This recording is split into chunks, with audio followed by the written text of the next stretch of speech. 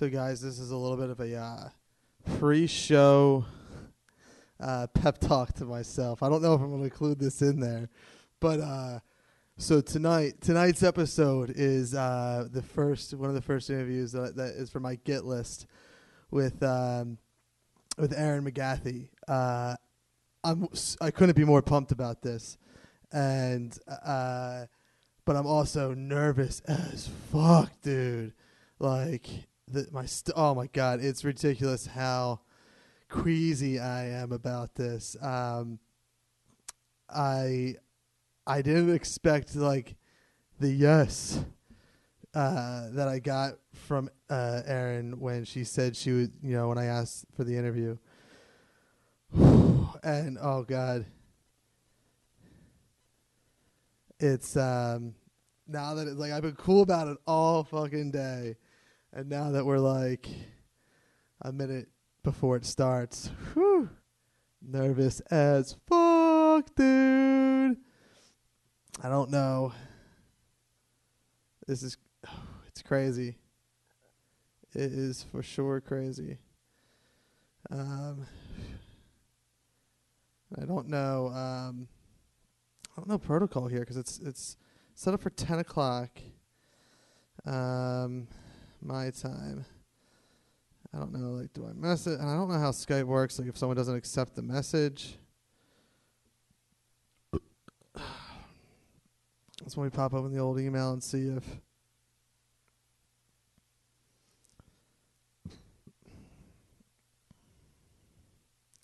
want to be messed up if like they had to reschedule. It would be like, no longer nervous. But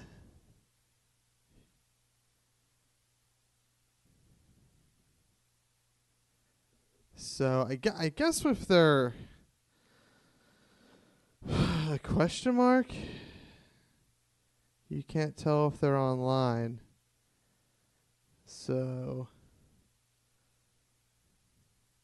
you think I'd know Skype more since it's like my main medium here.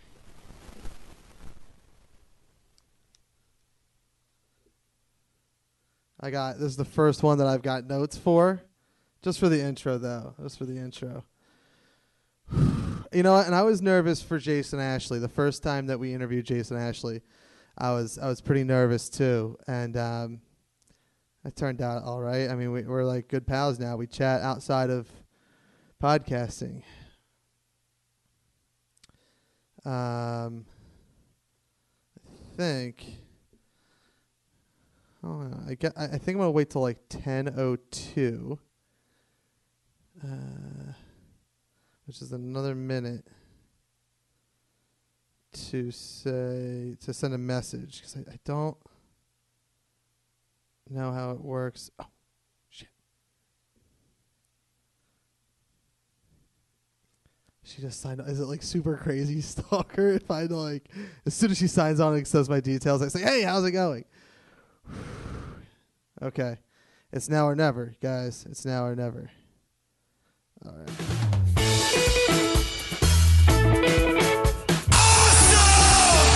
Awesome. Just tell people they're awesome and mean it. Awesome. Awesome. Awesome. Did you have an awesome time? Did you drink awesome shooters and listen to awesome music and then just sit around and soak up each other's awesomeness? Awesome. Awesome. Awesome. That was awesome. You guys are awesome. No. You're awesome. No. You are awesome. Sir, you are awesome. Seriously. Awesome. Awesome. Awesome. Everything is awesome. Welcome to Everything is Awesome. I'm your host, Kevin. This is a show where we sit down and talk to awesome people about awesome things. This week's guest is someone that I have been, I idolize in a fashion. So the first thing is that we talk tabletop a lot on this show when we have tabletop people on. So years ago on Harmontown, there was a character, Moraine Sedana, that there was something about the character that like just clicked with me to the point where the catchphrase adventure was like spawned stuff for my character that I started playing recently, spawned like a spec script I think I wrote for a web series, but even more so with what I look at with our guest this week, that's someone I look up to, is in the podcasting world. This show is a long form interview show, as most people know, and there's 3 people that I really look up to in that, and that's our guest this week. Please welcome from both Human Conversation and This Feels Terrible, Miss Erin McGathy. Thank you for doing the show. Hello. Thank you so much for having me. Thank you for all the nice words. I'm so flattered. It's you know what, I don't take notes ever for this show, but I have notes on for an intro on this, because this so we're kind of making history with this show tonight too. You are our first female guest.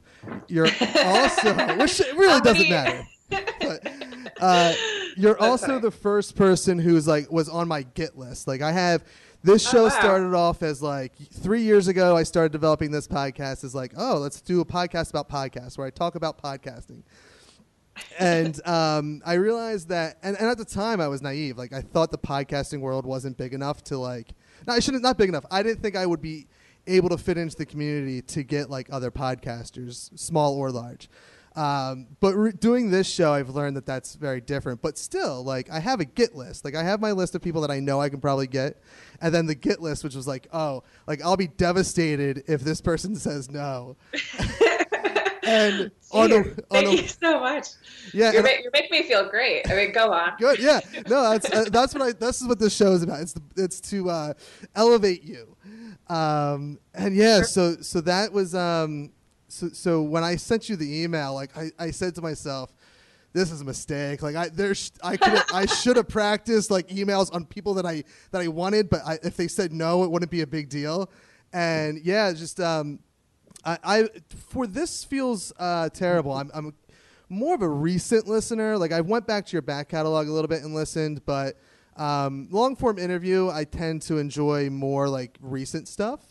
So getting into that recently, instantly you jumped up as one of the there's 3 people that I kind of now, including you now, that I look at as man, this is what a podcast should be. I just really enjoy it and really dig you as a personality. Thank you so much.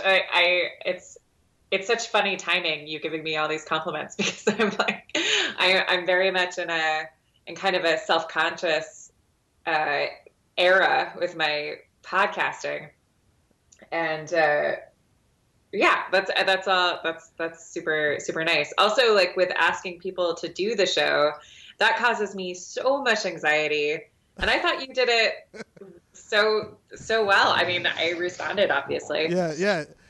Which you've now set a bar where I just expect everyone to respond.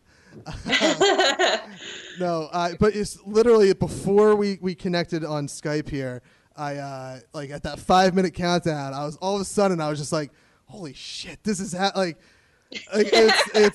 this is, so I've been podcasting for 10 years on and off at various shows. And we've always just done my expertise is not in interviewing. So the fact that I do a show like this is kind of weird, but I feel the same way though. I'm always always mid interview. I'm always freaking out about what a terrible interviewer I am. Well, and what I like about people that I think that do this long form interview correctly are ones where it feels like a conversation. And you're totally one of those people where I appreciate podcasts, which is much like Human Conversation, where it just sounds like a couple of people talking, 2 friends talking, 2 people having just an interesting conversation. And that's Human Conversation. You and Wayne Fetterman are totally it sounds like you've been friends for the last 25 years. And then with This Feels Terrible, it's just you find a way to make it natural, and that's the podcast that I dig, that can find a natural way to do it.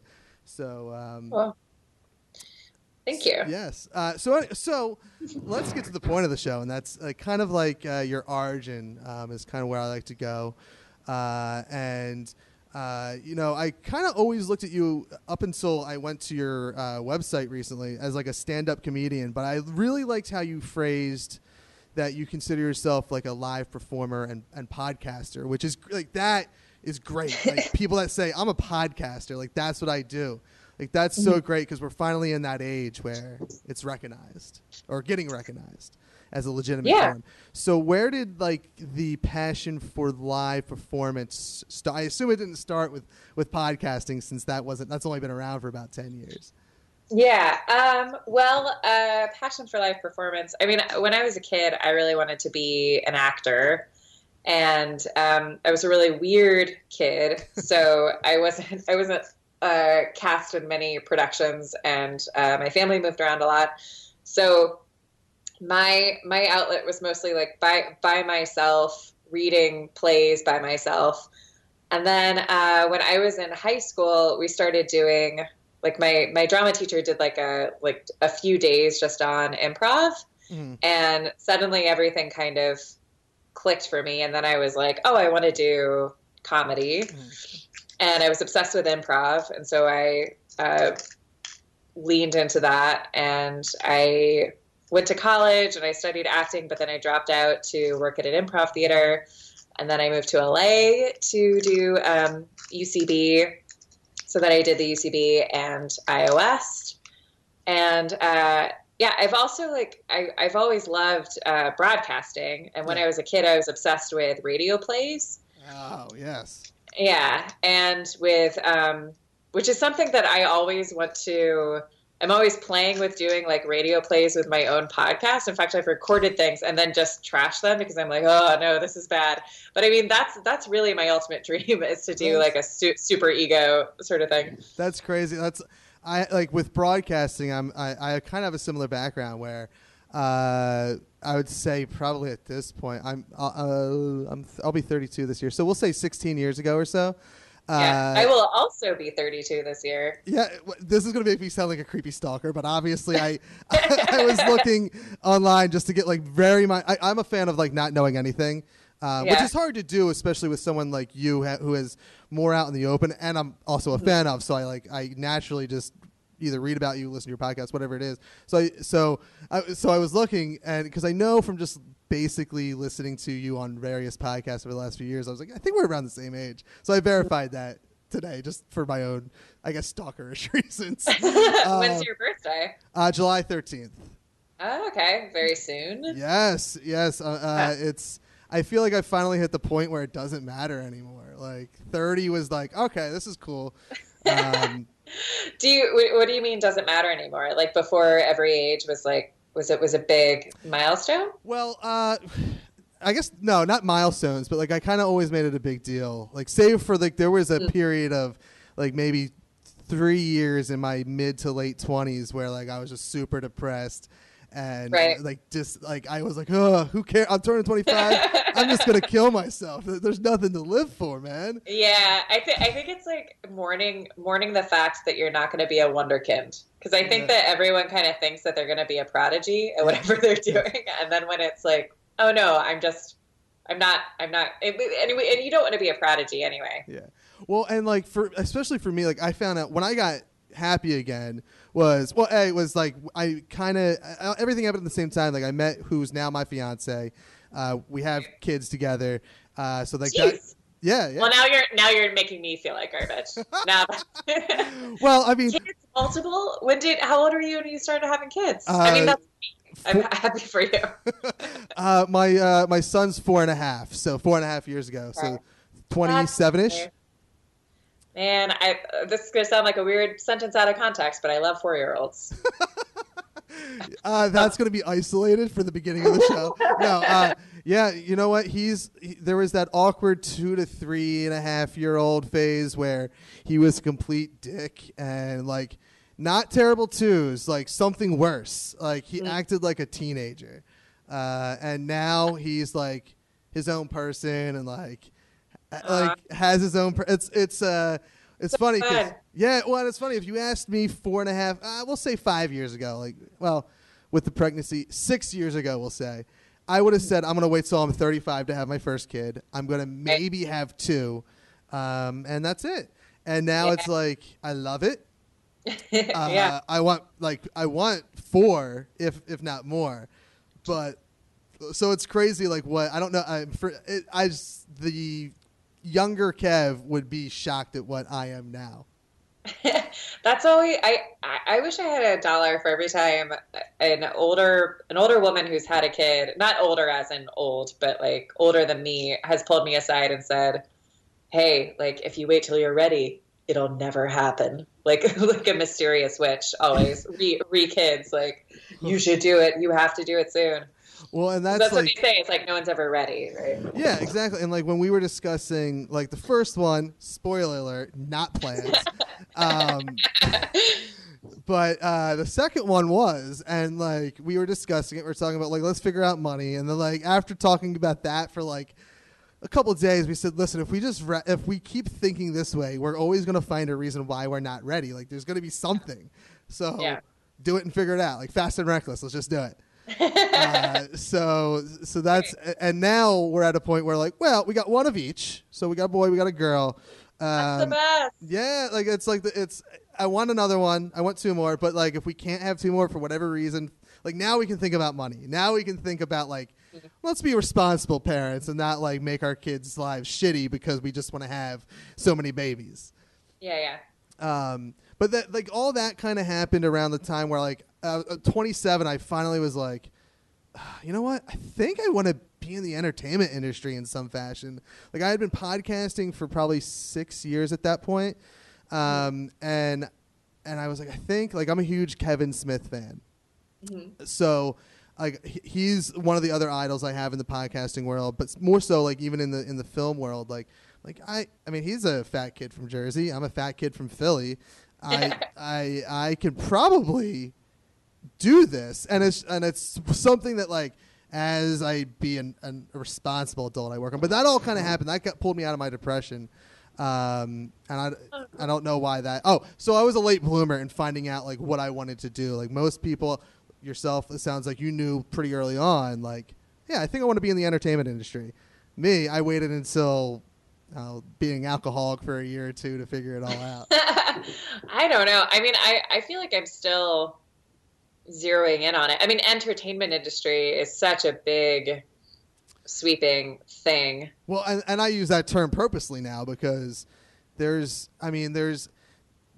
doing a web series or something in new media is no longer like shameful anymore. Yeah. I mean, that's the amazing and terrifying thing about the way that things are now is that you really can you can find your audience. Yeah.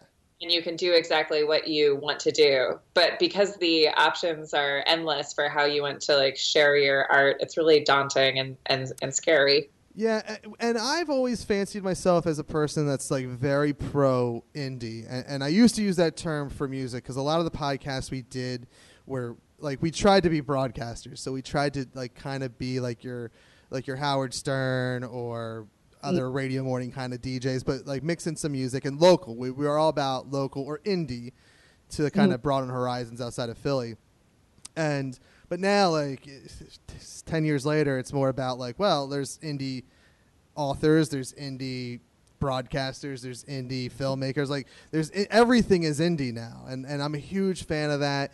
But and that's because of all the work you have to do as an indie person. Like, you have to wear 17 different hats to market yourself and whatever it is, like everything. Yeah.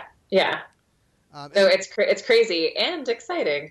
Yeah, and that's like that, and now that I'm like, so because I'm a late bloomer, and I'm young. I guess at 31, 32, we are on the border of millennial and Gen X. And I often find myself like with Snapchat, for instance, this is the go-to social media thing I go to. Like that's the thing that I look at that I finally realize that like I'm becoming my parents or my grandparents and say like. There's this new technology. I'm kind of scared of it. I don't understand it. Just don't get it away from me. Like that's where I'm poor at like the whole like let's interact on all the different social medias. I talked to someone recently. They're like, yeah, you want to make sure that you post something different on Facebook and on Twitter and on this and that. And I'm like, what? Like I want to post one thing and have it go everywhere. And he's like, oh, you're not gonna get a following that way. I'm like. So like it made me have to sit down and say, let me rethink my game plan on life here now. So back to you. I don't know where even we left off. If you remember, go ahead. If not, oh no, I don't know. No, this is what happened. I think we were talking about so you were into broadcasting as a kid as well, and that's where I interjected my dopey story. Yeah. So. Sorry. Yeah. I mean, that's it, really. I mean, I was really into public radio, and when I heard This American Life, I thought that was the most amazing thing ever. But before that, like even as a kid, I was really into these radio plays that I would check out from the library, or like old radio comedy shows. And I've never really articulated this, but I was into all these shows that I thought were so amazing, and I thought it was so amazing that they were free. And I remember trying to show them to my friends or to my brother, and no one thought it was as amazing as I did. But I've always just loved that quote unquote theater of the mind. Yes, totally. Everything. And I think it's the most intimate medium. But it's also like really interesting because it's hard to really understand, because as you know, like the mood in a room when you're doing an interview, or this is a little different because we're doing this like we're not in the same room. Yeah.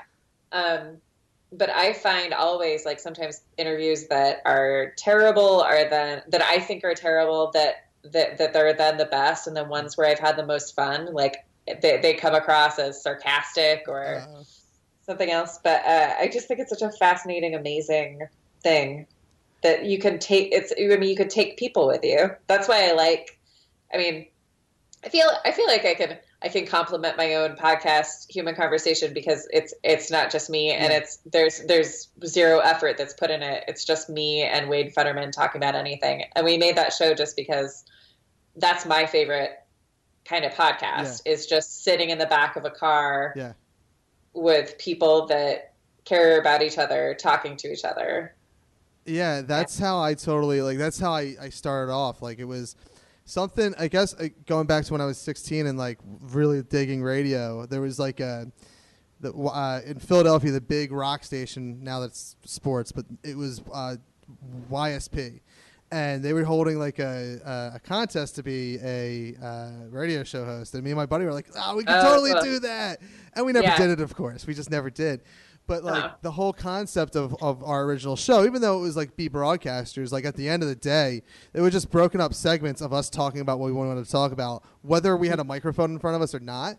That's what we do. And for years, that's the kind of podcast I listen to, like Human Conversation, Smodcast with Kevin Smith and Scott Mosier, Tell 'em Steve Dave. Like these are all shows that are really just people, but like friends sitting around talking, and like it's like I get to be a fly on the wall of just a conversation you would have had with Wayne, whether the microphone was on or not.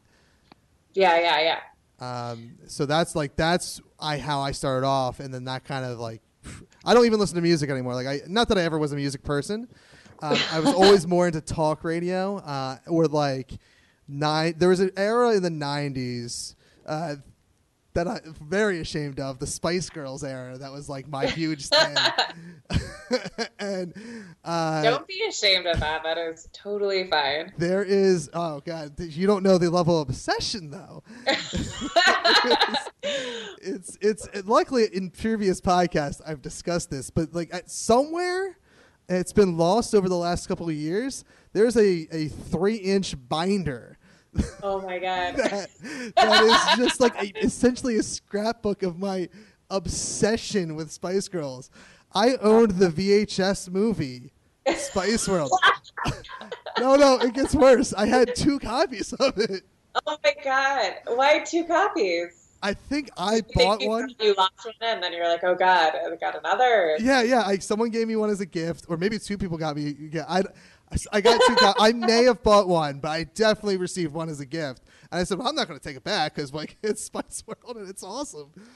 Did you? Was Ginger your favorite? No, Baby what? Spice. Yeah. Oh, gross. What?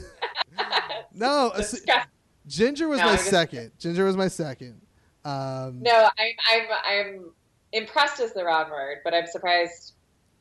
I'm surprised. Well, I'm just projecting. I thought Ginger was just like the most amazing thing in the entire world. So I guess I assumed that everyone's favorite was Ginger. Most of my buddies, and it was like 3 or 4 of us that were just guys that were really into it and like would jam out to it. And this is even worse. My first concert ever was a Spice Girls concert. Well, you went to a Spice Girls. So when you were into the Spice Girls and it was the time of the Spice Girls, how did you explain that to friends? Where you're like, no, their music's great, or baby's hot. Like, what was your line? Well, with close friends that like they were the ones that also liked it. I want to say it was like we liked the music, but thinking back, like not that it's bad, but it's totally not something I don't think I would be into it now. Like I think I would judge myself for listening to it. But You think you would be into a British girl band now? I don't. As opposed to when you were 13? This is crazy. What you're saying is absurd. But yeah, I think when like other guys like jocks or whatever would come up and say, "Is that like I can't imagine I brought this into school." Like because I mean I got beat up for like I never got beat up, but I was that kid that would have gotten beat up for various things, and Spice Girls would have been less like the hammer and the nail. Like, I love it that you liked it so sincerely that it was a secret. Like it wasn't just like an ironic like, haha, that's his thing. But he like. And there's every now and then like I think for some reason at some point way too old to do it, I bought like the original album on iTunes just to have it again for some reason. I want to say that if I did that, it had to be for a parody that I wanted to write. I'm hoping, but I had it on my phone, on my iPod at some point, and like I know like the one song "To Become One" was always my favorite for whatever reason. It was a big. Okay, this is all right. We're gonna move on from this. So save for that, like that, and then my other musical taste goes to like something in a better direction, like Bon Jovi, like the '80s like rock bands. But okay, but still, there's like a gay energy to everything you like, which is great. But like a real like showmanship to everything. Well, okay, this isn't gonna get you. If we'll go along the gay track then.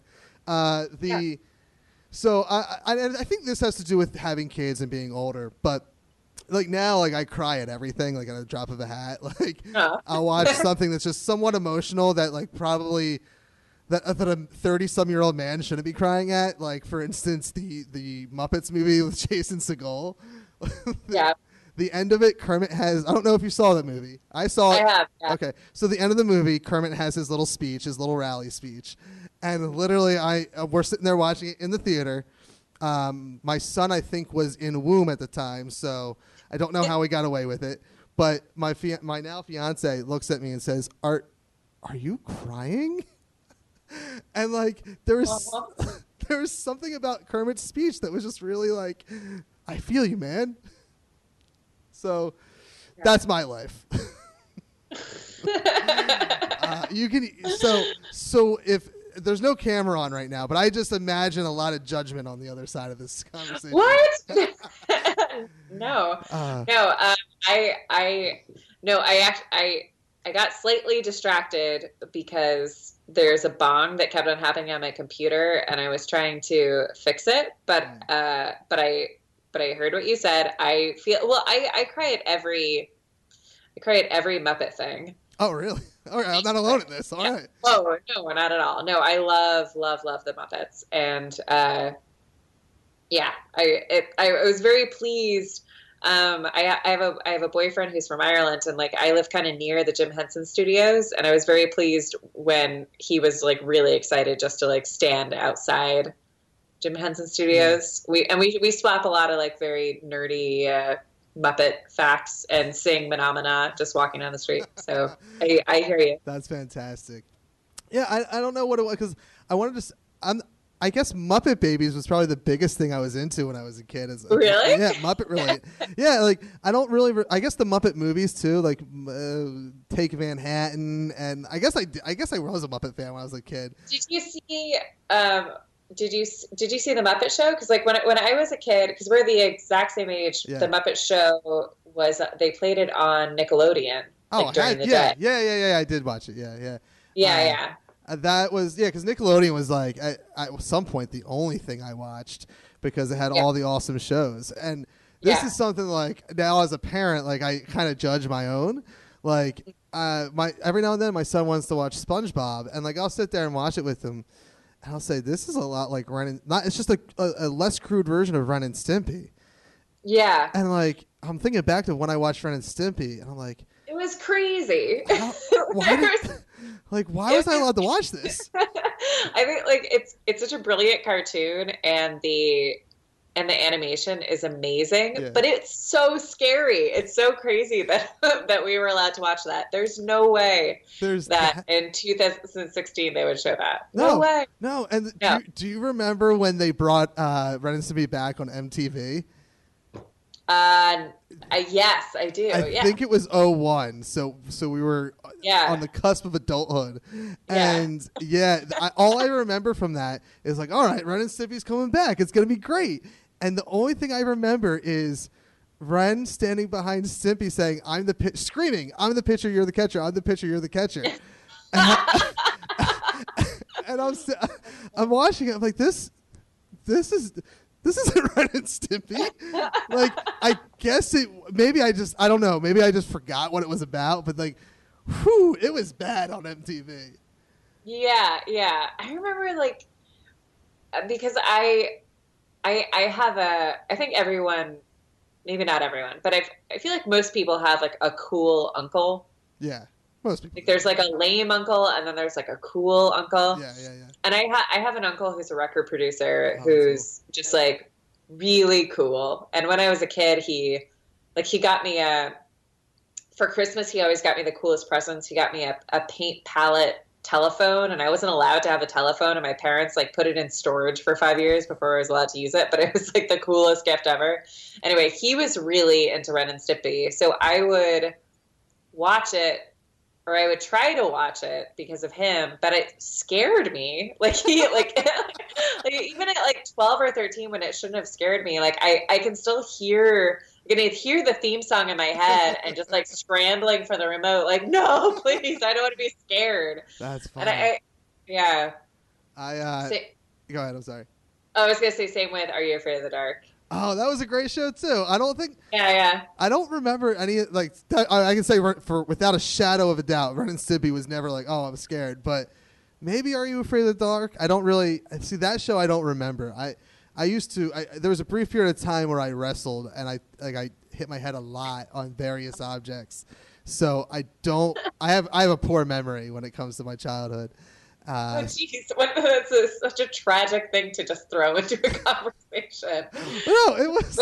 I willingly. My brain damage prevents me from remembering. But anyway, let's continue this jovial conversation about childhood. But see, it is a jovial thing because I could have been doing heroin as a teenager. Right. Instead, I just said, "Hit me in the head with that chair," and we're good to go.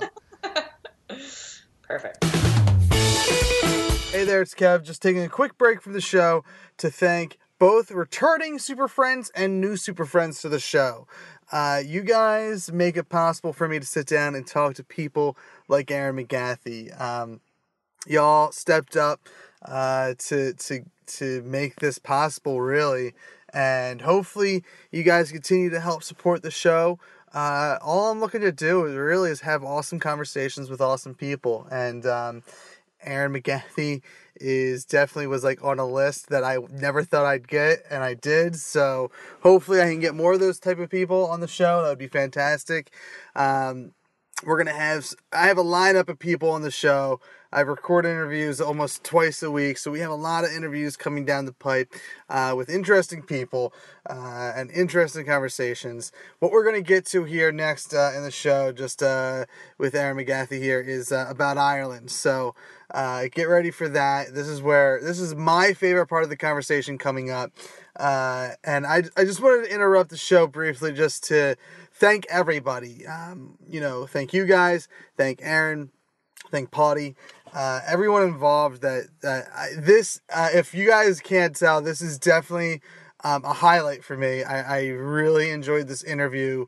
Obviously it's a highlight to have Erin on the show, but what happened at the end of it was we had a good conversation and we had a good interview, and that's what I wanted, and it happened. Like I just could not be happier with how everything panned out. I don't know, you might be able to hear it in my voice, I don't know, but I'm smiling ear to ear. And that's thanks to everyone, not just Erin McGathy. She's the one that said yes and whatnot. With help from Potty to get it booked. But it all goes back to you guys, the super friends. You guys made it possible, and hopefully you guys can continue to help make that possible with talking to new and cool, interesting people on the show by, just listening to the show, telling a friend. What also helps? Leaving a quick review on iTunes. 5-star review will make us look great, and the iTunes math will get us in front of more people, which means we get to do more things like this and have more conversations, and hopefully do a live show. Maybe I'll have news about that coming soon. For the Philadelphia Podcast Fest, I'm hoping to be part of that. Anyway, let's go on with the show. To wrap up our conversation with Erin McGathy, let's go back to Past Kev, Past Erin, as we talk about Ireland and all the magical things that come with it. Now, I know you relocated to Ireland, right? Yes. So I'm not physically there right now, but I have an apartment there, and what I'm doing is applying for an artist visa. Okay. And if that doesn't work, then I'm going to do something else. But yeah, I'm trying to. It's a weird thing because it's such a big choice moving to another country. Yeah. So it's weird talking about it because really where I am right now is that I want to live there. My plan is to move there. I don't know what's going to happen in the future. I also have some work down the line in Los Angeles, so I'll have to still come back. But right now, I still really love Ireland, and I actually miss it right now, and I've never missed a location before. And that's something when you came back from Ireland, for everyone that listens to your shows. I guess specifically it was Human Conversation. You just heard the love, and that's a place I want to visit hardcore. It's the best. I am obviously very Irish, much like yourself, based off your last name, and that is just a dream place for me to go visit. Is I want to go I think to the point where I was I know somewhere in the Gallagher line, I have relatives over there that probably own a castle. I have to have a castle. Yeah, so, I definitely met Gallaghers over there. One of my biggest tragedies was finding out that my name is actually not a big tragedy. It didn't actually matter, but everyone in Ireland, when they hear my name, they do a double take because Erin means Ireland. Yes. And by the way, there are no Irish people named Erin, so it's very much an Irish American thing, which I learned is a big thing. That there's Irish American culture and then there's Irish culture, okay. And they're very different. And it's very funny, realizing how much stuff I've taken for granted growing up as an Irish American as Irish things, and then later finding out that no, they don't have corned beef in Ireland. It's a different thing. Is it really a bunch? Do they drink as much as the stereotype is over there? They do. Yes, they do. And even more so than you would think. But it's different. Their relationship with alcohol is so different from ours. Yeah. How so? Well, I mean, the United States is very. I think it's different city to city in the United States, and I live in I'm currently in Los Angeles, and I've lived in Los Angeles for the last 10 years, so I don't know what's in Philadelphia, but it's so shameful over here, and our bars are dark, and it's we go on benders and stuff. It's a different thing. It's totally not like that in Philly. It's usually jovial. in Philly. Right. So maybe you get, because I think in Chicago there's kind of a similar, and there are a lot of Irish immigrants in Chicago, and probably also in Philadelphia. Maybe it's just a different thing, but like over there, it's not, people don't take themselves as seriously as we do in Los Angeles. And I think in the United States in general, but like especially in Los Angeles. And so going out and drinking and like making an ass of yourself isn't that big of a deal. Yeah, I think I get along real fine in Ireland. Like, that's Philadelphia and my early to mid 20s. Like let's just get hammered and not care. but it's not. I don't think it's like as it's an interesting thing, because if you talk to Irish people about it, they don't really see it the same way, because there's also like shame around not drinking over there, which is frustrating. Like you'll hear people in Irish over, and my apologies to anyone listening who's Irish, that I'm like trying to generalize your culture after only living there for like collectively 5 months. But you're an expert. I mean, out of the two of us, you're an expert. But it seems like there's more shame around not having a drink. And so like I've heard, this is anecdotal evidence, you hear all the time people saying, I can't have a drink, I'm on antibiotics, which is actually like a joke over there, but also what people actually say. And they're not on antibiotics. They just, for whatever reason, don't want to drink, and but they also don't want to shame you for drinking. Whereas over here, I mean, Los Angeles is a universe unto itself, but it's almost like, oh, so-and-so's not drinking, cool. Like, no, just a soda water for me. I'm blah, blah, blah.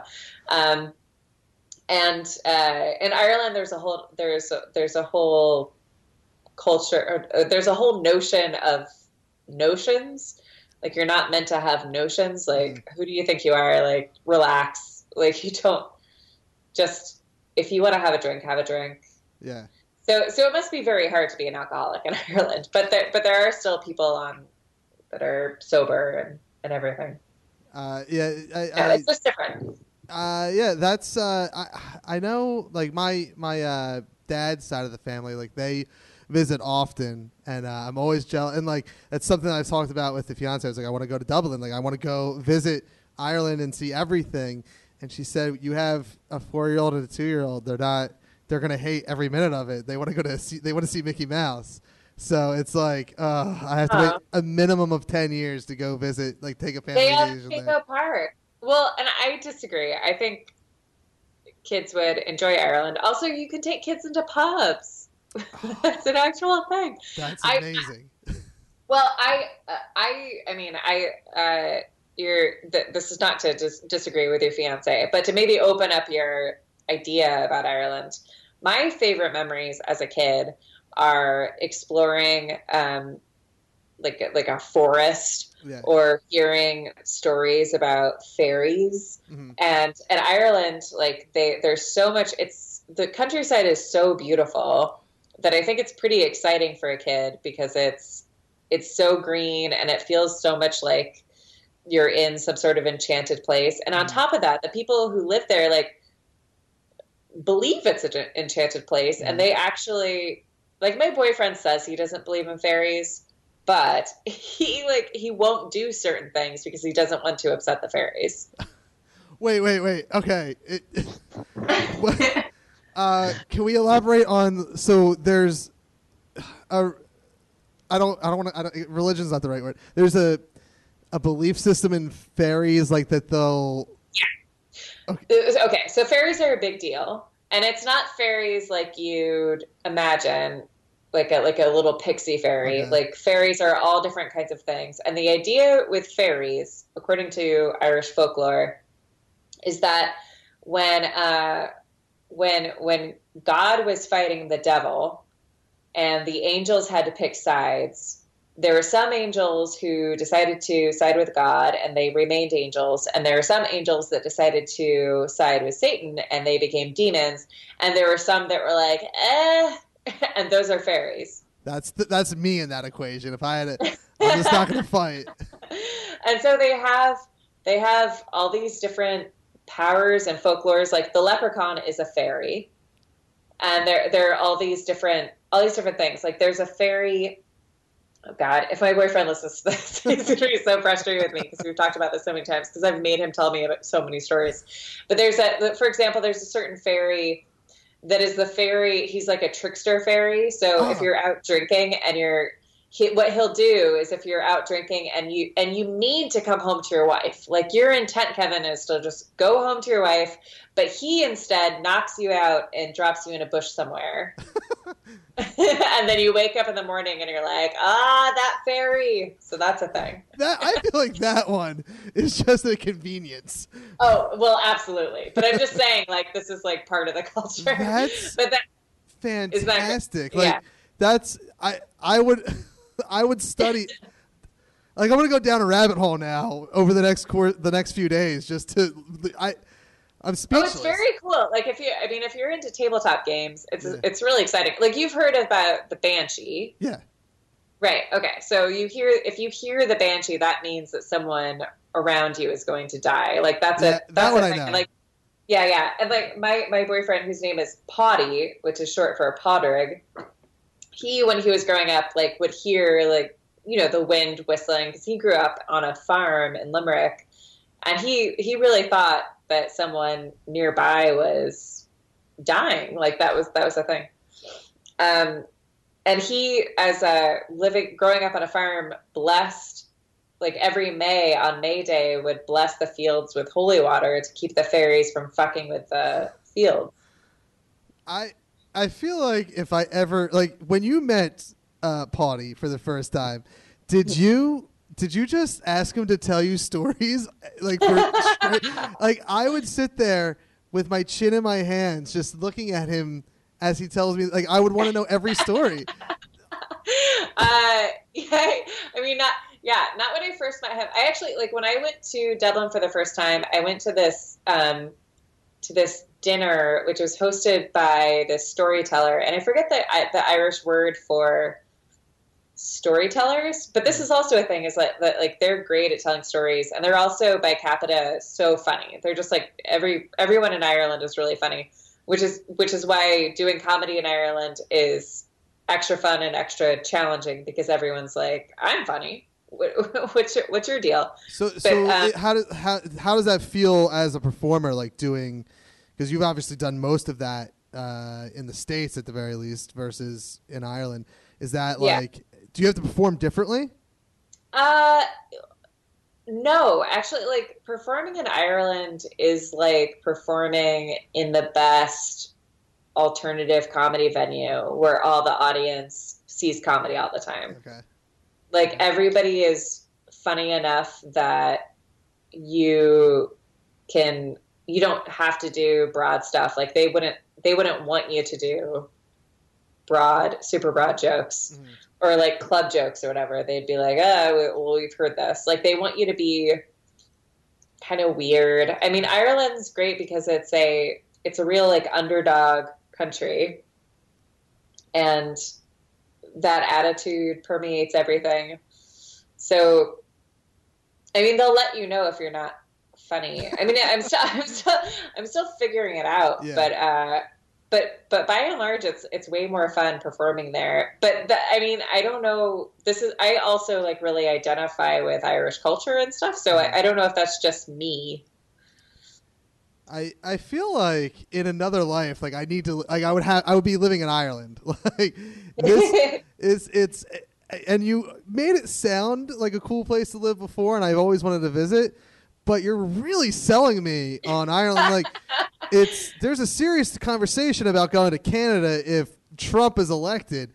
I may move back to Ireland because I don't know if I can handle that going on in the States. And yeah. Well, there's an island off of Ireland. I forget what it's called. I think it starts with a B. But their mayor announced that they would welcome any American refugees if Trump was elected. I did. I think it was you that sent that tweet out. Oh yeah, or I don't know if I tweeted about. I definitely mentioned it. I don't know, but yeah, I heard it somewhere, and it had to be from you because you're the only one that talks about Ireland that I listen to, I should say, or even now. Yeah, only one. I think I am. I mean, like I don't know. Yeah, I don't know anyone else who's decided to move to Ireland. Like even Irish people are like, "What are you doing? Like, why are you?" Well, and the like the overall I guess environment atmosphere it's compared to LA like is it a drearier place? Like is it darker? No. Is that Scotland that's darker? I don't know. I'm confusing my foreign lands now. Well, here's the thing: Ireland's really, really temperate, and it is cloudy a lot of the time. But it's like in Los Angeles, like the weather's fine. And forgive me because I've grown up mostly in Southern California, so I have not. I've spent a little bit of time like in Chicago during the winter, and that's just like insanity. I can't. I couldn't imagine. But I love cloudy weather, and I love rainy weather, and I love being able to see, and because when it's bright you can't see, and I don't like sunglasses are fine. I sound ridiculous, but like I don't like wearing sunglasses. I don't like my color range being limited. But actually, the more accurate sentence would be that I like walking around in Dublin, not wearing sunglasses, being able to see everything, and being outside and being comfortable. Yeah. And that's all the time in Dublin. I also love wearing jackets. I'm not a tank top person. I've never said out loud ever like, oh, good, it's hot enough for me to wear blank. Like, I have fat arms. Like, I like jackets, and I want to be in a romantic place. My ideal outfit is a hoodie and basketball shorts. Like I'll shovel in basketball shorts in the winter because pants are horrible. But I also like I'm Irish. Like my dad's 100% Irish. My mom is like just a complete mutt, and my dad was the first one in the family to like marry a non-pure blood Irish lady. So like she ruined my blood, but she ruined my blood. Were your grandparents born in Ireland? So no, my grandparents on my dad's side were born here. But my great grandparents. I was going to say you could get citizenship. I'm the same way. My great grandparents, which sucks because if it was your grandparents, you can get citizenship. Hey, I have grandparents that were born here. Yeah, and you get dual citizenship. Mother, that's Yeah, Ireland is you're selling it. It's like it's such a great place. I mean, that doesn't benefit me, but that's fantastic. You know, and they care about people. Ireland, I'm going to sell it. That would be a huge difference than Philly. Let me tell you, I used to travel for work years ago, and I used to be that like I thought like we all like Philadelphia and Dallas and like Washington and New York, we all had like a friendly like, oh, my team's better than your team when it comes to football especially. And so the first time I traveled to Dallas for work, I went down. I was like, I'm going to dress up. I'm going to wear my Eagles hat, my Eagles jersey. I want to be such a complete dickhole, and like it's going to be great. We're going to argue with each other. I went to like a Dunkin' Donuts to grab a coffee or something. When I landed in Dallas, smiling ear to ear because I'm dressed like an Eagles fan, and like thinking that the dude would say something, and he was the nicest guy in the world, and I'm like.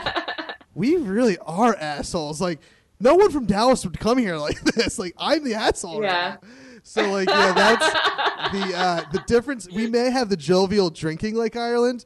Totally. I mean, we throw batteries at Santa Claus. So, we're not as nice to people, I guess. Well, yeah. I mean, I don't know. I don't know how to. I think I haven't lived there long enough to really quantify how nice everyone is. I mean, maybe everyone's being falsely nice, and I'll discover it. I feel like Ireland. I mean, they believe in fairies. It's a magical place. It's literally the enchanted forest that you read about in storybooks. Like, yeah, I mean, I do think it's great. Also, everyone talks about death a lot, which, like, weirdly is super comforting in a way. See, and that worries me because, like, I have this huge fear of death. Like, it's nice though. I think it also makes everything funnier. It's just, people just are more. It makes everyone like relax about everything a little bit more because someone's always just died, so people don't take themselves or anything too seriously. Yeah, that like when something happens to me, I instantly think it's death related. So like I have this huge fear of death. So comforting, like that would be an awkward feeling to have, like to be to finally have comfort in the fact that I'm going to die one day because I plan on living forever. Like that's what I want. Right. To do, but why do you think you have a big fear of death? I don't know. Like there's times where, like as long as I could remember, where I'll think about like I wonder what it's like with like when you die. Like what is it? And because I have like a weird relationship with religion and God, and you know I guess I'm Catholic on paper, but I kind of have my own belief system. And sometimes that belief system is nothing. Like I don't think there's anything. But like, and that's what when I'm thinking about it, like, like, do I literally just close my eyes one day and there's nothing? And that's what frightens me. Like, there's nothing.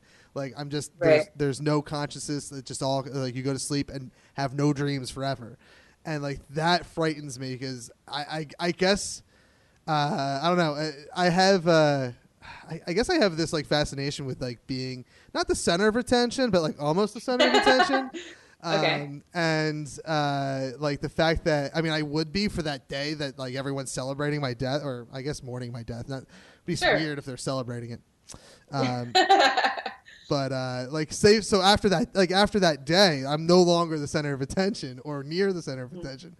It's a weird fear that I have. That it's hard to explain. Let me tell you on Ireland with one more point, which is that because they talk so much about death, they still recognize people who have died, and they do anniversary masses every year, and they talk about the people who have died constantly and have their pictures everywhere because they are more open about death. Whereas here, when someone dies, like my mom died, and after my family's Irish American, and we did like a half-sea wake, and then everything that reminded everyone of her, what a weird grammatic turn of phrase. Everything that reminded my dad of her and everything that was hers got like swept up and donated to Goodwill. Just like, oh no, we got to move on. We got to be like, no, everybody's got to move on, which I think is a very American thing. Like we don't want to get stuck in mourning. Mm-hmm. But in Ireland, because they're so much more accepting of death, it's not like this crazy thing, like this illness that everyone has to get over. Like when I met Paddy's family, his mom, like, well, first of all, while I was there, like with dinner, at dinner, like four deaths were mentioned, just casually at dinner, which was kind of funny. But that, which is a little much. It was a little much. I mean, but if that's like the first conversation I'm having with my new significant other's family, I would be taken aback. It's also like a trope with Irish moms is that they call and ask you if you knew so and so, and then you say no, I didn't know so and so, and then she insists that you did and that they've died. But I've had 3 different friends, including my boyfriend, who I've witnessed this happen, where a mom calls and is like, no, you knew them, they're dead now, and being like, no, I didn't know them, I wasn't in their class, I don't know them. But anyway, yeah, my boyfriend's mom was really insistent that I look at her brother's picture because her brother had just died 6 months before. Okay. But the attitude was just totally different, and I think more healthy. Yeah, I mean, if they're going to erect a statue after I die, I mean, I'm all in for going to Ireland again.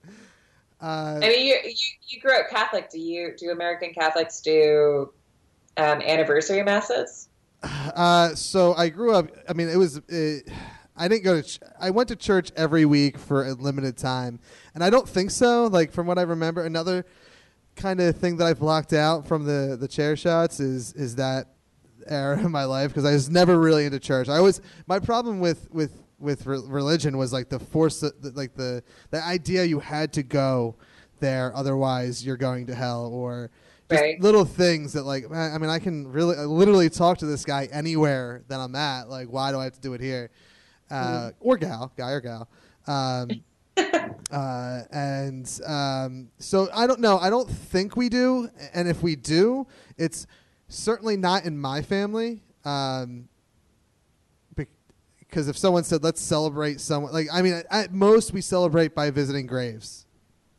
And Right. not even me. Like, I don't do that. Like, because I have a weird thing with death where like I don't want to be reminded that I'm going to die one day, and like now that like I never really was that guy that was like, oh, this is going to kill me.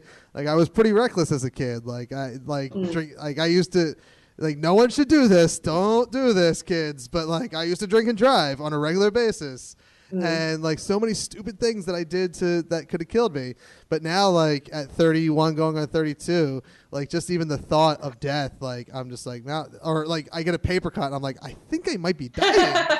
Like this is serious. Like, it's turning green. And so like every little thing like just freaks me out now. And part of that could be the kids too. I don't know. It's either age or kids or I'm a big old puss. Have you ever had anyone really close to you die? Yeah. My aunt, my mom's sister. Now we didn't really get along when I was younger, but she had an issue with seizures, and she had some sort of brain surgery at UPenn, and like that we became close after that because she like literally became a different person. It was nice, and no longer hated me, or what I assumed was hate. And Right. And then she suddenly died like from a seizure in the middle of a store. And my grandmother, but she died of more so old age than anything else. Maybe a bad kidney or something. And like I was emotional about that, obviously. But this is really telling of like how I take death is like when Robin Williams passed away. It fucking hit me so much. Like I would say, I think as that hard. hit a lot of people. Yeah. So I think everyone was really surprised with how. I have on my phone. I have a. I use my phone sometimes to record like solo podcasts or like intros or whatever. So I have this app that does high quality recording, and I have a like 20-minute to 30-minute podcast I've recorded on my own on August 12th of 2014. That's literally me just talking about his death and like how it affected me, and like me, I break down and cry during it, of course. But yeah, like that, like the only two deaths that like affect me is literally him and my grandmother's death were the only ones I cried at. Like my aunt was a different story, but and that's, you know what, my best friend said when I freaked out about Robin Williams dying, he said, you don't have anyone that died close to you, right? I'm like, well, I mean, my grandmother, I guess. And I lived with my grandmom, so it's different. Like, for the longest time, I lived with her. So she was, it was just like living with, it's like kind of like my mom dying. This podcast got, like, super gloomy all of a sudden. So. No, it's like. So do you have a hard out? I do in about 5 minutes. Okay, so. Well, thank you for doing the show. Obviously, I know you have your tour coming up, and when this episode airs, it's like you're starting in a couple of days. This is going to be June 29th that this releases. So you can probably still get tickets for the later shows in July. But yeah, you want to talk about that real quick before you go? Sure. Yeah, I'm going on tour across the United States. Going to Los Angeles, San Francisco, Portland, Austin, Pensacola, St. Louis, Chicago, and New York. Was that all from memory? Yep. I'm impressed. All right, go ahead. That's what happens when you book your own tour. And tickets for that are on erinmcgathy.com. Also, I'm doing the Fringe Festival in Scotland if you're in the UK in August. Yeah, I am sad that you're not coming to the Philadelphia area because I was waiting for the tour dates to drop and I was like, oh.